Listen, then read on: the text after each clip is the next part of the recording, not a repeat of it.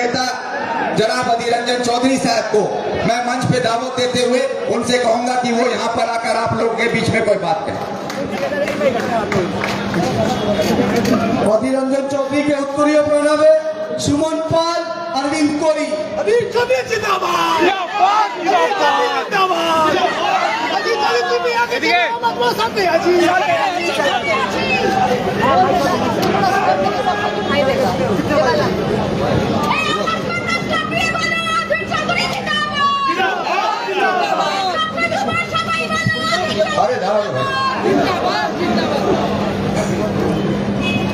আপনাদের সবাইকে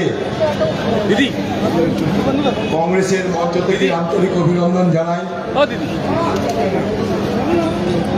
আর আমরা এই ওয়াকফ বোর্ডের ভবনের সামনে এসেছি কারণ এখান থেকে আমরা যাত্রা করব পশ্চিমবঙ্গের রাজ্যপালের ভবনে। যার উদ্দেশ্য একটাই, তা হলো ওয়াকফ আইনের নামে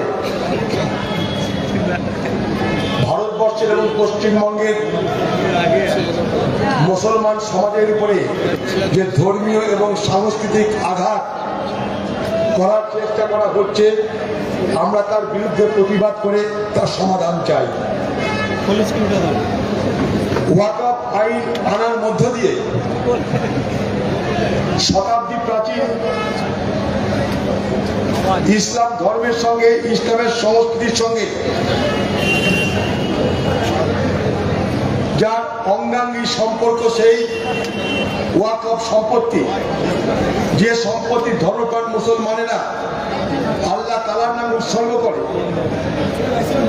সেই সম্পত্তি মুসলমান সমাজের হাত থেকে বেদখল করবার এক অপচেষ্টা হচ্ছে।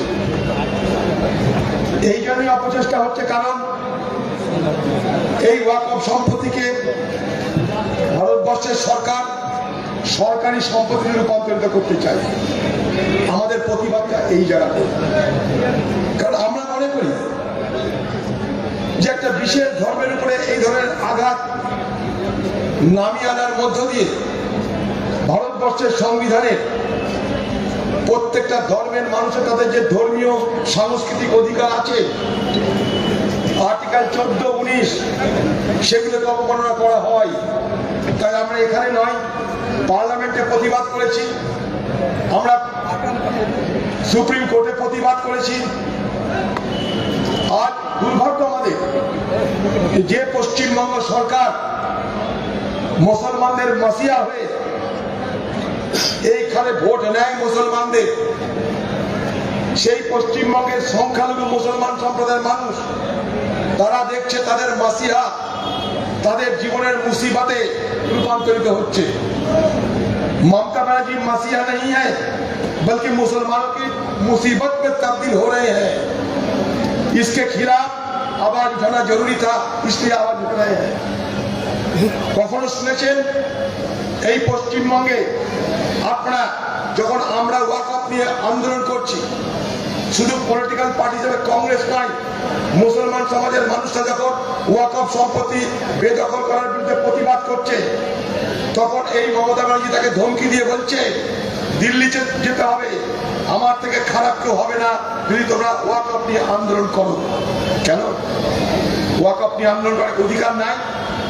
এই ওয়াকফ বোর্ডকে জিজ্ঞেস করতে চাই, পশ্চিমবঙ্গে কত ওয়াকফ সম্পত্তি আছে আপনি জানেন? 2006-07 সালে সাচার কমিটি রিপোর্ট প্রকাশ করা হয়েছিল মনমোহন সিং এর আমলে। সাচার কমিটি রিপোর্টে কথা বলছে যে ভারতবর্ষে হাজারে হাজারে ওয়াকফ সম্পত্তি আছে যেগুলো সঠিকভাবে ব্যবহার করা হচ্ছে না। তাই ওয়াকফ সম্পত্তিকে যাতে আরো সঠিকভাবে ব্যবহার করে মুসলমান সমাজের জন্য আরো রোজগার বাড়ানো যায়, সেই লক্ষ্যে এগোনো উচিত। সেই মোতাবেক তারা তালিকা প্রকাশ করলো, তাতে দেখলাম যে ভারতবর্ষের সব থেকে বেশি ওয়াকফ সম্পত্তি কোথায়? এই পশ্চিমবঙ্গে। সংখ্যা 1,48,253টা। মোট জমির পরিমাণ প্রায় 55,000 একর। আমরা জানতে চাইলাম পশ্চিমবঙ্গ সরকারের কাছে শ্বেতপত্র প্রকাশ করতে, ওয়াকফ সম্পত্তি কোথায়, কি আছে পশ্চিমবঙ্গে জানানো হোক। তথ্য অনুযায়ী কলকাতার টালিগঞ্জ ক্লাব, কলকাতার রয়্যাল গলফ ক্লাব এই সমস্ত যে সম্পত্তিগুলো হাজার হাজার কোটি টাকা, এই সম্পত্তি আমরা জেনেছি ওয়াকফের সম্পত্তি, সেখান থেকে ওয়াকফের রোজগার হয় না। এই পশ্চিমবঙ্গের কলকাতা শুধু নয়, পশ্চিমবঙ্গের জেলায় জেলায় যেখানে ওয়াকফ সম্পত্তি আছে সেগুলো বেদখল হচ্ছে তৃণমূলের আমলে। আমার জেলা মুর্শিদাবাদে, নবাবের জেলা, নবাব সিরাজদৌল্লা খানের, নবাব সিরাজদৌল্লার জেলা, সেই জেলায় আমরা দেখেছি ওয়াকফ সম্পত্তিতে এখন মদের দোকান চালু হয়ে গেছে। ওয়াকফ সম্পত্তি দখল করে মাল্টি স্টোরি বিল্ডিং হচ্ছে। এইভাবে পশ্চিমবঙ্গের ওয়াকফ সম্পত্তি লুট হচ্ছে দিনের পর দিন। সরকার তাই শ্বেতপত্র প্রকাশ করে না। একটা ওয়াকফ বোর্ডের অফিস করেছে, ওয়াকফ বোর্ডটাই ভাঙায় ঘাটায়। এই ওয়াকফ বোর্ড কি করে কি করবে? স্বাভাবিক কারণে আমরা এর প্রতিবাদ করেছি।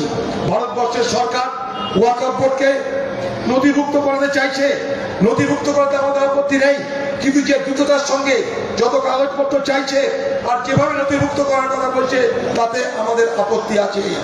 এই জন্য আপত্তি আছে যে মাত্র 6 মাসের মধ্যে এত ওয়াকফ সম্পত্তি নথিভুক্ত করা অসম্ভব। শতাব্দী প্রাচীন ওয়াকফ প্রপার্টি পড়ে আছে, সম্পত্তি দিয়ে গেছে। পশ্চিমবঙ্গ সরকার কি করছে জানেন? পশ্চিমবঙ্গ সরকার চালাকি করে খতিয়ান এক নম্বর খতিয়ানে ওয়াকফ সম্পত্তি নথিভুক্ত করছে। অনেক হয়তো আমার বাংলা বুঝছেন না, কিন্তু বোঝার চেষ্টা করবেন। खतियान 1 पे पंजीकरण हो रहे हैं वक्फ की संपत्तियां। নথিভুক্ত যদি খতিয়ান 1 হয়, খতিয়ান 1 কোন সম্পত্তি নথিভুক্ত হওয়া মানে সেটা সরকারি সম্পত্তিতে রূপান্তরিত হয়। আপনার সমাজ, আপনার পাড়া, আপনার ম্যানেজিং কমিটি, আপনার মাদ্রাসা কমিটি, সকলের জন্য যে সম্পত্তি আল্লাহ তাআলার নামে উৎসর্গ করা হয়েছিল, সেই সম্পত্তি খতিয়ান 1 রেজিস্ট্রেশন করে পশ্চিমবঙ্গ সরকার সেগুলোকে সরকারি সম্পত্তিতে রূপান্তরিত করছে, ভেস্টেড ল্যান্ডে রূপান্তরিত করছে। কি বলছে? পরে আমরা দেখব কি করা যায়। আপনার সম্পত্তির উপরে আপনার অধিকার থাকছে না, এখানে আমাদের আপত্তি। আপনার ওয়াকফ সম্পত্তির উপরে আপনার অধিকার থাকছে না। ওয়াকফ সম্পত্তিতে কি হয়? কবরস্থান হয়, ঈদগাহ হয়, মসজিদ হয়। কালকে যদি কবরস্থানে কোনো আপনার আত্মীয় পরিজনকে দাফন করতে যান, তাহলে পশ্চিমবঙ্গ সরকারের জমিতে আপনাকে যেতে হবে, আপনার নিজের জমিতে নয়। সেখানে যদি ট্যাক্স চাই, আপনাকে ট্যাক্স, সরকারের সম্পত্তি। এই জায়গায় পশ্চিমবঙ্গ সরকার নিয়ে যাচ্ছে, তাই আমরা প্রতিবাদ করছি। খতিয়ান 1 এখানে রেজিস্ট্রেশন হচ্ছে বাংলা জুড়ে। পশ্চিমবঙ্গ সরকারের চালাকিটা দেখুন। 6 মাস আগে কেন্দ্রীয় সরকার বলেছিল রাজ্যকে তোমরা সম্পত্তি রেজিস্ট্রেশন করাও। 6 মাস আগে জুন মাসে পশ্চিমবঙ্গ সরকার বলল, তৃণমূল নেত্রী বলল, আমি থাকতে কিছু হবে না, কোনো চিন্তা নাই, আমি রুখবো। মুসলমানরা ভরসা করলো। হঠাৎ করে 27 নভেম্বর, এই 27 নভেম্বর বলে দিল 6 ডিসেম্বরের মধ্যে সব রেজিস্ট্রেশন করতে হবে। সম্ভব? সম্ভব নয়। সারা মুসলিম সমাজে আফরাতাফরি বেঁচে গেল। এখন কেন্দ্রের সরকারের কাছে আমরা দাবি করেছি, রাষ্ট্রপতি থেকে আরম্ভ করে ভারতবর্ষের কিরণ রিজিজু মাইনরিটি মিনিস্টার, তাকে ভারতবর্ষের পার্লামেন্টে কংগ্রেস পার্টির পক্ষ থেকে সর্বত দাবি দেওয়ার চাপ দেওয়ার পর এখন তারা বলছে যে 3 মাস আরো বাড়ালাম, তারপর তোমাদের সম্পত্তি ট্রাইব্যুনালে যাবে, তারপর ফয়সালা না হলে ভারত সরকার সেগুলোকে কবজা করবে, সেগুলোকে বেহাত করবে, বেদখল করবে।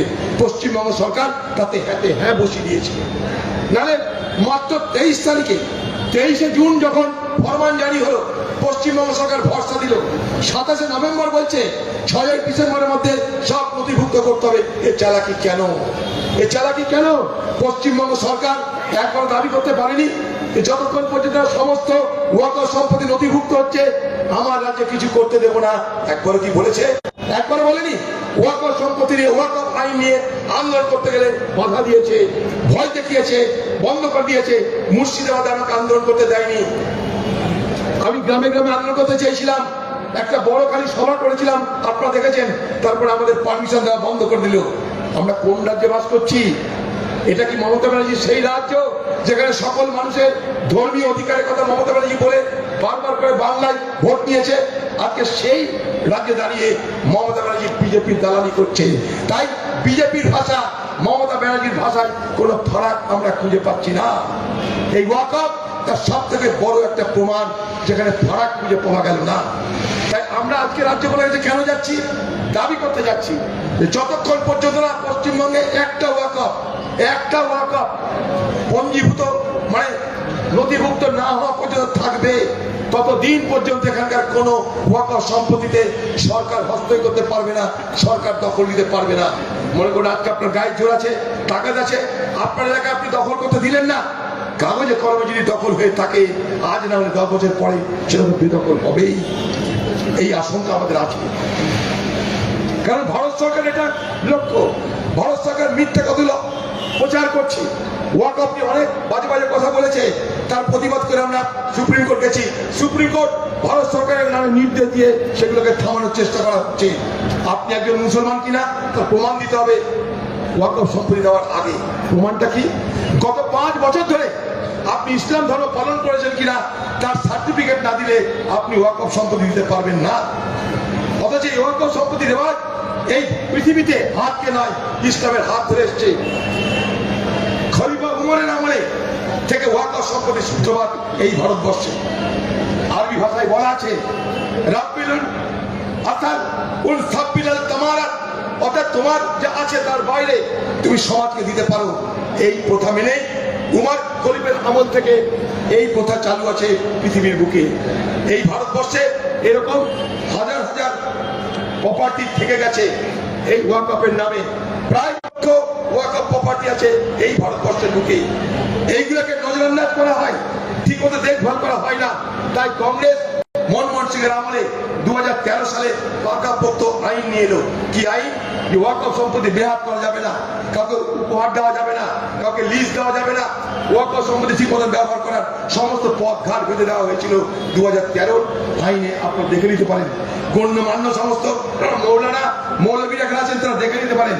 সেই ওয়াকফ সম্পত্তি যে আইন ওয়াকফ অ্যাক্ট, সেই ওয়াকফ অ্যাক্টকে ধ্বংস করে দিয়েছে এই বিজেপি সরকার। আজ থেকে বহু বছর আগে 1857 সালে যখন সিপাহী বিদ্রোহ হয়েছিল এই ভারতবর্ষের বুকে, সেই সিপাহী বিদ্রোহের সময় এই ভারতবর্ষে হিন্দু মুসলমান একসঙ্গে লড়েছিল ব্রিটিশের হুকুমতের বিরুদ্ধে। আপনাদের ইতিহাস জানা আছে। সেই সিপাহী বিদ্রোহে একদিকে হিন্দু একদিকে মুসলমান সিপাহীরা, সেই সঙ্গে দুই সমাজের বড় বড় মাতারা, সেখানে মুসলমান হিন্দু সবাই লড়েছে। আপনারা শুনেছেন তাদের নাম, ঝাঁসি রানী থেকে আরম্ভ করে লক্ষ্মণ বেগম, হযরত মহল থেকে আরম্ভ করে নানা সাহেব, তাতিয়া তোপে, খান সাহেব থেকে আরম্ভ করে, শাহ থেকে আরম্ভ করে এই ভারতবর্ষে সেই সিপাহী বিদ্রোহে হাজার হাজার মানুষ শহীদ হয়েছে। দিল্লির বুকে সেদিন বাহাদুর শাহ জাফরকে বসানোর জন্য যে সিপাহী বিদ্রোহীরা অগ্রসর হয়েছিল, তার মোকাবেলা করতে পারেনি ব্রিটিশের আক্রমণের 27,000 মৌলবী সেখানটায় শহীদ হতে হয়েছিল।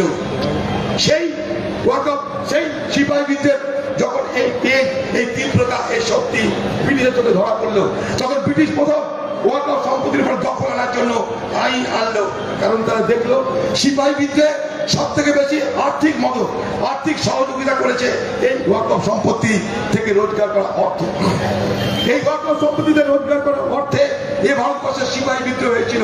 মনে রাখবেন যে সিপাহী বিদ্রোহকে বলা হয় ফার্স্ট ওয়ার অফ ইন্ডিপেন্ডেন্স, স্বাধীনতার প্রথম যুদ্ধ। স্বাধীনতার প্রথম যুদ্ধ সিপাহী বিদ্রোহ। সেই সিপাহী বিদ্রোহ ওয়াকফের থেকে রোজগার করা অর্থে ব্রিটিশের বিরুদ্ধে এই ভারতবর্ষে প্রথম প্রতিধ্বনিত হয়েছিল। তখন ওয়াকফের উপরে আইন এনে ওয়াকফকে কন্ট্রোল করতে, নিয়ন্ত্রণ করতে সক্রিয় হলো ব্রিটিশ। সেই ধারা কংগ্রেসটা ভেঙে দিয়ে সমস্ত কিছু রক্ষা করেছিল। আবার সেই ব্রিটিশের পদাঙ্ক অনুসরণ করে আজকে বিজেপি পার্টি সেই ওয়াকফের উপরে তাদের নিয়ন্ত্রণ আনতে চাইছে। এটা মুসলিম সমাজকে বুঝতে হবে। তাই আইন, আদালত, প্রতিবাদ সব করে এই ওয়াকফ সম্পত্তি বাঁচাতে হবে।